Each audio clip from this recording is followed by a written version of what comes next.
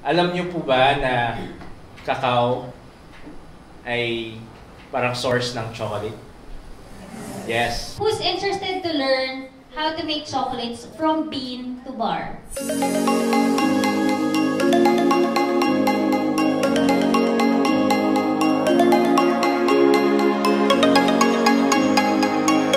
Just before we get started, I would like to express my gratitude to Cacao City, who so generously offered us this chocolate seminar. On behalf of the school, we are one in their mission to support the growing cacao industry in Davao City.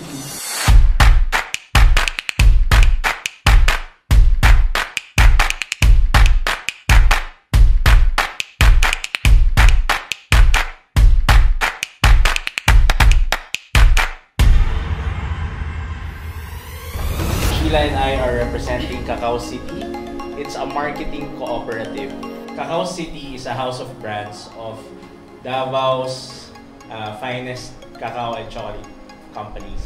Cacao City is a landmark Davao City private and public partnership. So local government of Davao, Mayor Inday, really envisioned that Davao City should be the cacao and chocolate capital of the Philippines. And it was an initiative between the local LGU and the private sector to form this cooperative. We've been open siguro 2 years, and slowly pa lang na-recognize yung Cacao City as a tourist destination of Davao City.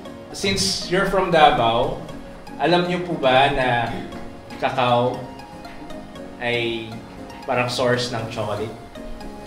Yes, okay. So kami ni Sheila, when we moved to Davao, we didn't know that. When we moved here, coming from Manila, we were looking for something to do.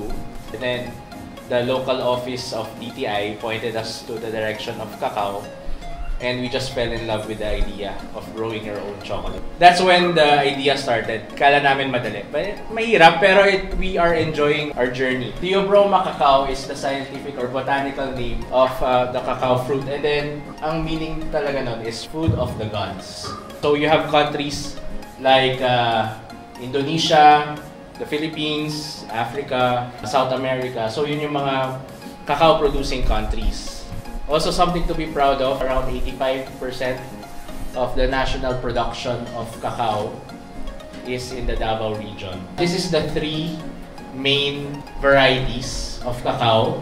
Yung Criollo, yan po yung ating what we call native. Pero not necessarily native to the Philippines, but it's the original variety that came from South America. Ang next would be your Forastero. These are the beans that are usually bought in bulk. So yung mga pinaprocess nila to Milo. And then yung Trinitario is the hybrid of both. So dito sa Davao, predominantly it's a Trinitario varieties. So yung pulp niya would have a taste of, it would depend per variety and where it's grown. No? And then after harvesting, typically the farmers just sun-dry it and then sell it to the market. For chocolates, it needs to be fermented. So dyan po nagde-develop yung chocolate flavor ng cacao. The reason for drying is not just to dry, but also to make it yung mga negative na smell to evaporate. If you dry it too fast, the shell will harden and the negative like taste or aroma would be trapped inside. So may mga cacao beans sometimes na pangit yung lasa kasi parang mabilis masyado na dry. So it has to be raked or moved over 5 days. No? So medyo mahirap din. It's tedious work. So let's move on to chocolate. You can actually make chocolates even with simple machines at home. And our goal is to make it simpler so that more people can make chocolate. But what hinders people from cacao into chocolate is access to machines. Because it's really expensive to buy those big chocolate making machines. But what I've learned along the way is that I can actually do it by using simple machines. The trend right now is in artisan chocolate making. It means you're focusing on the craft, bringing out the flavor of the beans, making sure that you're part of the process, everything. In bean to bar chocolate, we're very particular about the beans that we're using, the quality. in industrial processing, they would just buy bulk cacao, process it in big machines, add a lot of milk, sugar, additives. But then when I transferred here to Davao, I realized iba-iba pala yung flavors ng chocolate. It's like wine actually, or coffee. I'll show you the process on how to turn cacao beans into the finished product. So the first step is roasting. Ang nangyayari during roasting is that it further enhances the flavor of the beans. You can actually change the flavor profile of your beans depending on the roast. So after roasting, the process is called winnowing. What happens is, yung beans kasi may shells pa siya. So kailangan ihiwalay siya sa bean itself because it's fiber, hindi siya natutunaw sa water, and it will also affect the flavor of your chocolate kapag hinalo mo yung shells ng cacao. The next step after winnowing is called refining. You further grind the beans para maging small yung particles. Fine chocolate is about 10 microns. Yun yung size of the particle that your tongue cannot distinguish anymore. Kaya siya smooth. So we use this to check on the fineness of our chocolate. The next step is called conching. Conching means slowly mixing the chocolate so that the off flavors will evaporate. So usually with this type of machine, we conch for about 12 to 36 hours. The next is tempering. The best surface to do this is on a granite or marble. And then spread it out, and then you have to move it. So that's why we use the spatula. So you move it around the table. Tempering is done so that we can stabilize the crystals, and the result will be you have a glossy shine on your surface of your chocolate. It has a good snap when you break the chocolate. And the last step is molding. So you can use different molds. You put it in the chiller para lang mag-harden siya, but then you have to take it out after. Kasi pag iniwan mo siya sa ref, mag-moist siya. I will have to ask our staff to bring out some samples of cacao byproducts.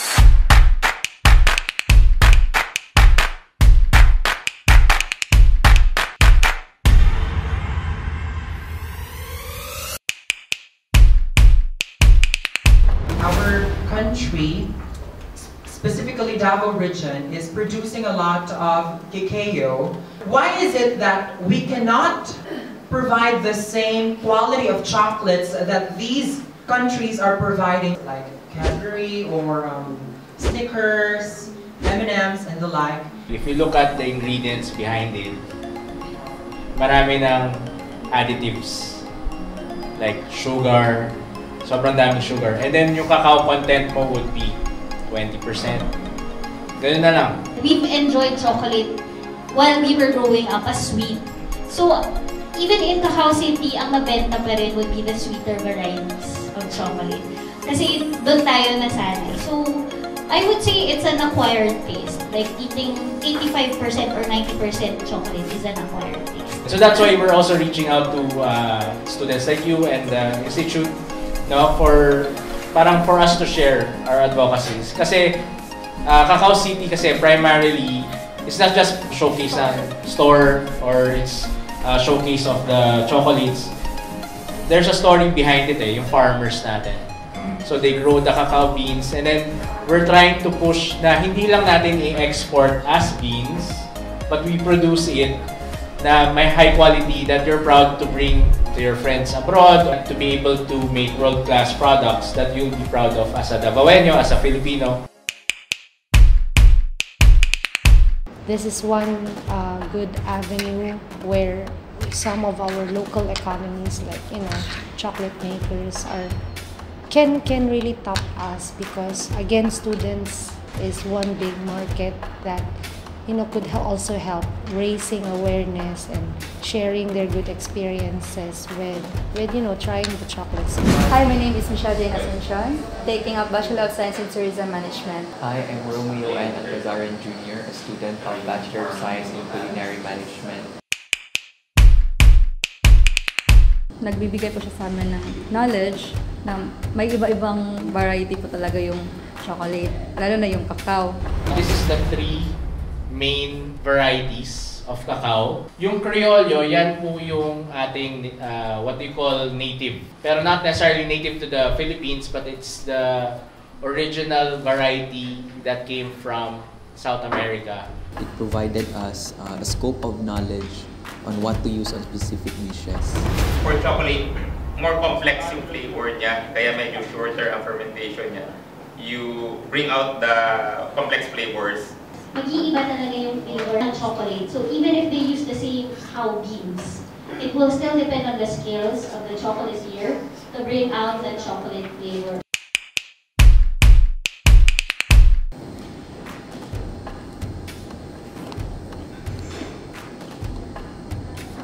I think very pure ang kanyang pagiging cacao. Tapos, Somehow bitter po siya. bitter. Parang gusto ko talaga yung dark chocolate.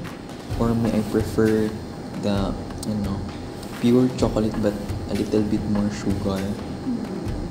Para medyo mas sweet siya, para hindi masyadong bitter na.